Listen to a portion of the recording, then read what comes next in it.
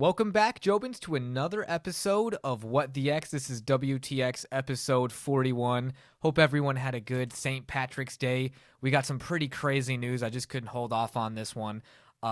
This is going to come as no surprise. I'm sure everyone's already heard about Trump's executive order 14176, which is declassification, no more redacting of 80,000 pages, roughly 1,100, not roughly, exactly 1,123 records are available as of March 18th, 2025.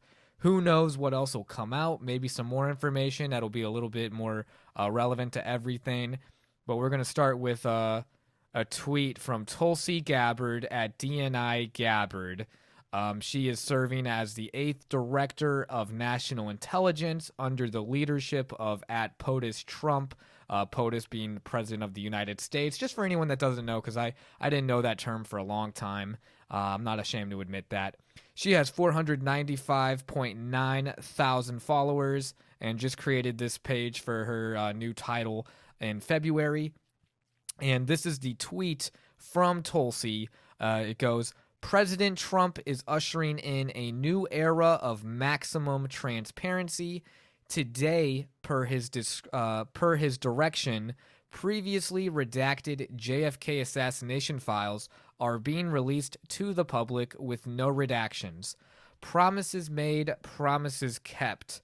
Archives.gov/JFK. I actually went to that link myself, everybody.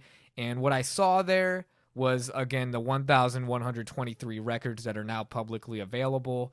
A lot of it having to do with like espionage activities, like your classic spy stuff, like James Bond level shit going on in Latin America, mainly Cuba, the Cuba Missile Crisis. This is his assassination, JFK's back in 1963, which is crazy to think it's been that long.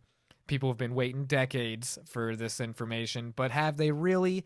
Because it is a lot, guys, to go through all that information. I'm not going to act like I went through all 1,123 records or the 80,000 pages that have been released. And I don't know if I would agree with Tulsi on maximum transparency. I do feel like Cloak and Dagger, like this stuff is just kind of a diversion from all the real shit going on.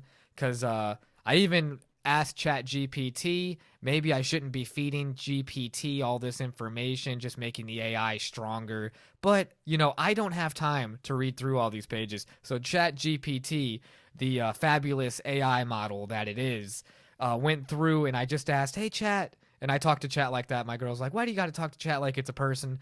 That's because if it does take over the world, it's going to be like, hey, Brendan was always nice to me, always treated me with respect. Get ready, guys, because the AI, it's going to take over one of these days. And these documents being released are going to be the least of our worries. But when I asked ChatGPT if there was any associations, any links with the assassination of JFK back in 63, it said, the executive order 14176, Trump's executive order, what it really declassified, or what it really talks about, I guess I should say, it's not like we're getting any real new information, is that Lee Harvey Oswald, the, infamous assassin who had taken out JFK, he had some connections to Moscow. There was, again, espionage activities are a main focus in all of these documents, and the U.S. involvement in Latin America during the 1960s. I went through and I Notebook LM, another great AI tool that I use that generates like a 2-person conversation, or it's called a deep dive. I used that AI model as well. There was like a 155-page document that I looked up in regards to the Cuban involvement and like their possible retaliation with terrorist bombings and like just taking out ships, U.S. ships or U.S. airplanes within their space in Cuba, as well as Cuba talking to other countries in Latin America to try to hurt the United States. So they were just kind of playing 4D chess, the CIA, when I refer to they, and they were just trying to understand, like, or try to best anticipate what Cuba may do in retaliation to the CIA's own efforts in undermining them during this crazy time when they were aligned with the USSR. But what's really what I wanted to touch on here was that there was real no real revelations here. It doesn't go against Warren commissions in 19 or Warren Commission's, that's his last name. God, it's throwing me off. Warren Commission's 1964 investigation concluded that Oswald acted alone, and there's no released documents or these new release documents. They don't appear to provide any substantial evidence to challenge this conclusion. So it seems like it's just more smoke and mirrors. Maybe Donald Trump just wants to get a pat on the back during maybe a rough transition where there's a lot of panic, a lot of fear mongering, a lot of people that are accusing him of maybe being the next, the Antichrist or whatnot. And I obviously I don't go that far. I don't think that, and I don't think I'm not one to say that Trump's perfect or anything like that. Did I vote for him? Yeah. I think he's still better than the opposition. I think the opposition still isn't giving any real policy or anything. All the new people coming in to try to be the new face of the Democrats, they're still kind of just going over those same talking points of Hitler bad, I'm not. But when it's just kind of, this doesn't seem genuine. What are your real policy stances? I mean, Trump really did ruin politics just due to the fact that the opposition thinks that it's acceptable to go on a Trump derangement syndrome platform, as if that's going to be substantial enough for the American voter, which it isn't. And the Democrats are more unfavorable than ever before. Honestly, I would have voted for RFK had he had a real chance of winning. He had to succumb and join to a side that would at least accept him and let him have some position to actually help America. So Trump did something right there by putting him in for the Department of Health. However you guys want to talk about that, there's a lot of craziness, a lot of corruption that went on with COVID, in my opinion, and how they're it's funny because there's the whole my body, it's like my voice, my body or whatever. But then when it comes to vaccine shots, it's like you either take it or you're not American. So there's a glaring hypocrisy in the rhetoric that's going on the left. Not to say that the right's perfect. Again, I would try to be more independent and more in the center if I could, but it seems that it's either common sense or no common sense, in my opinion. And I'm not saying that common sense means good. Doesn't mean good. It just means it's better than stupid. Again, my opinion, and I don't judge anyone for however they. And if you have judgments on me on how I voted, please always comment, always engage, always happy to hear your thoughts. But at the end of the day, I think Trump's executive order here is a sham. It doesn't really say much to me, and I'm gonna say that. I'm here to be transparent, as Tulsi Gabbard likes to say, maximum transparency. My transparency is to say that even though I voted for Trump, I don't agree with this whole process and everything. This is not what the American voter needs. And then a lot of people, and I'm on the side too, where's the Epstein files? Where's the Epstein files? Where's the Epstein files? If I say it 3 times, maybe something will happen. And not only the Epstein files, but Edward Snowden. Bring him back. He's a hero. He needs to be brought back. You want to talk about transparency, Gabbard? Talk to Trump. Put it in his ear, Let him know, hey, what are we doing with the Snowden thing? Because RFK Jr., that was one of the things he said. He said he was going to pardon Snowden and actually give us a monument of Snowden and put it right in front of the FBI building, which, hey, shout out Kash Patel. He seems like he's trying to really crack down and make sure that the corruption's weeded out. Again, just because I'm talking about the common sense, the right side, doesn't mean it's the good side. Is there corruption with Kash Patel maybe, and then who he appoints and all that stuff? There's, like George Carlin said, there's a big club and we're not in it.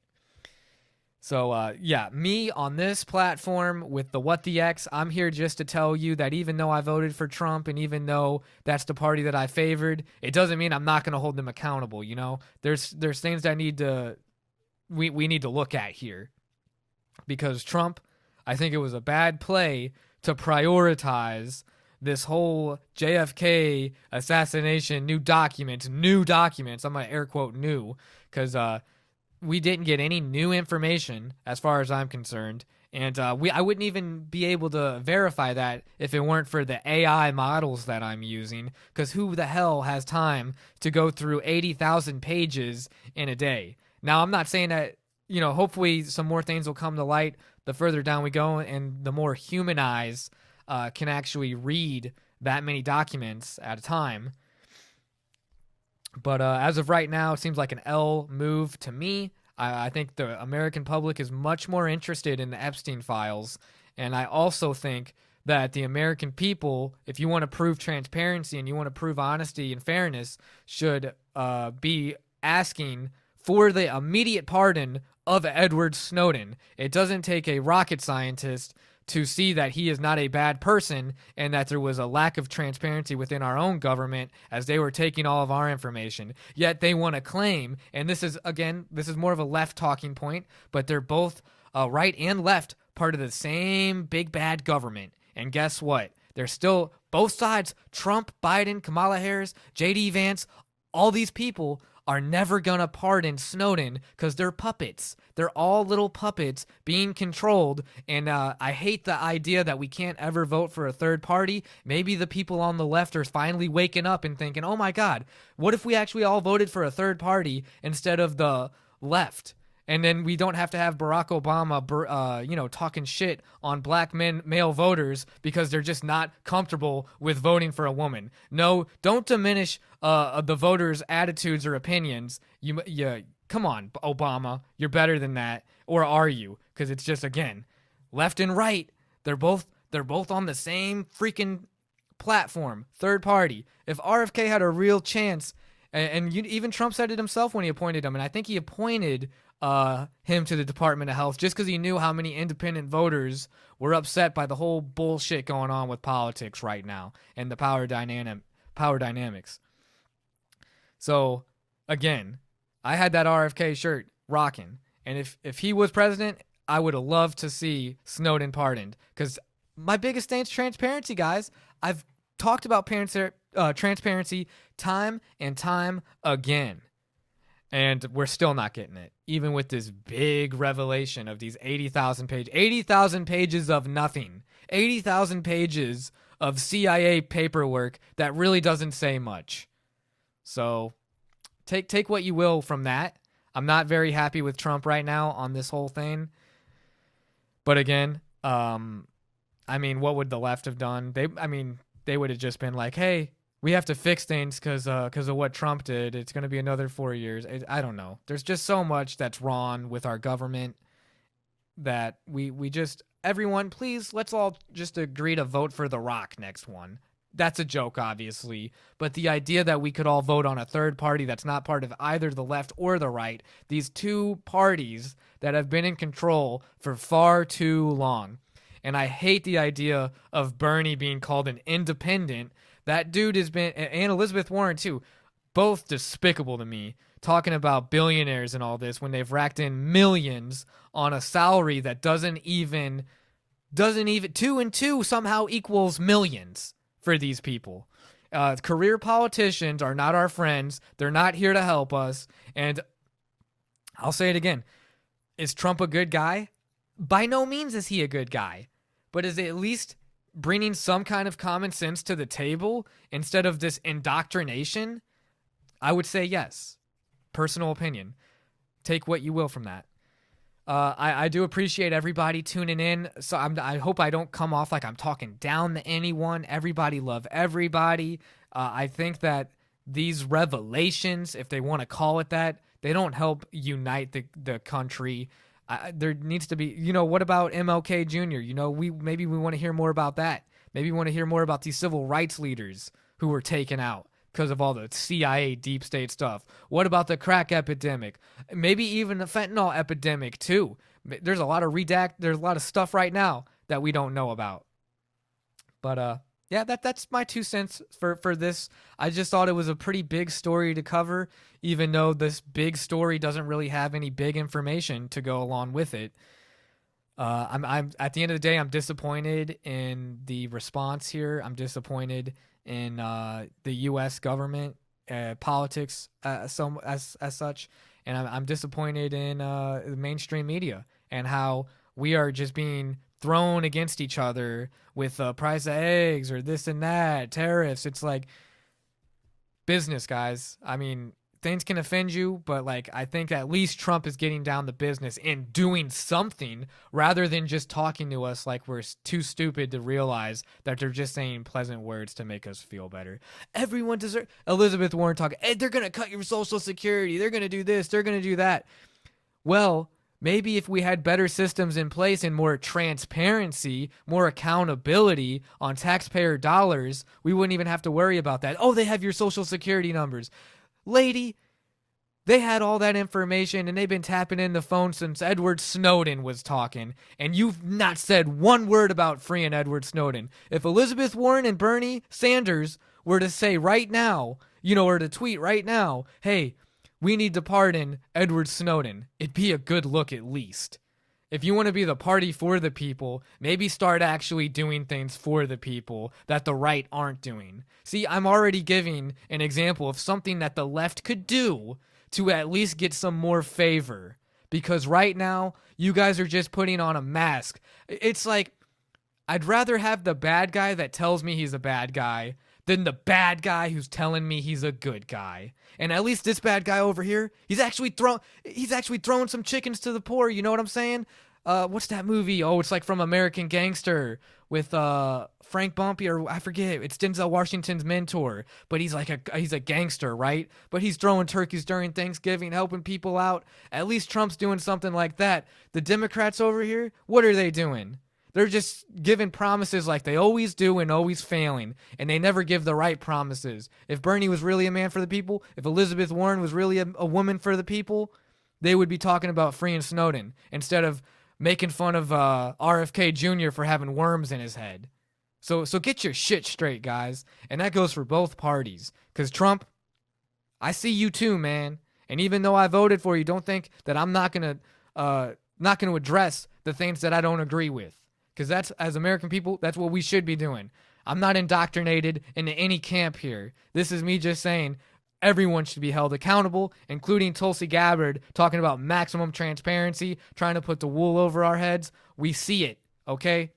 We voted for you because we didn't want to be fooled again, and we're not going to get fooled again because we're going to tell it how it is.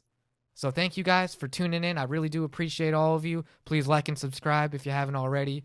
God bless, and have a great week, guys. And I should say, what the X?